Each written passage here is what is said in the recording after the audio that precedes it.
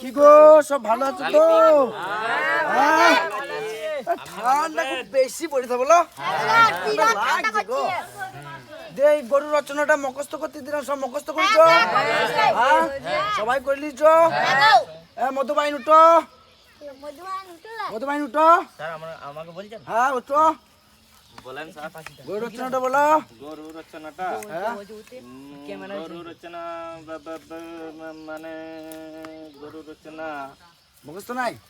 না এখানে আই, এখানে আই, এখানে আই। হাত পাত, হাত পাত।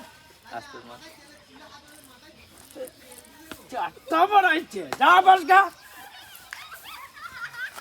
কৃষ্ণ গোপালন বলেন মাস্টার মশাই। বল গরুর রচনা বল। গরুর রচনা, গরু পাবেই তো পশু। হ্যাঁ গরুর 4টি পা, হ্যাঁ 2টো চোখ, হ্যাঁ গরুর 4টি দুধ, হ্যাঁ 2টো পা, এই 4টি পা। হ্যাঁ গরুটা সকালবেলায় বিকাশ দোয়াইতে আসে, হ্যাঁ তারপরে জাল দেয়, দিয়ে আমরা খাই, দিয়ে তারপরে আবার সকালে উঠে আবার এটাকে জাল দিয়ে চা করি, আবার খাই, দিয়ে তারপরে স্কুল চলে যায়।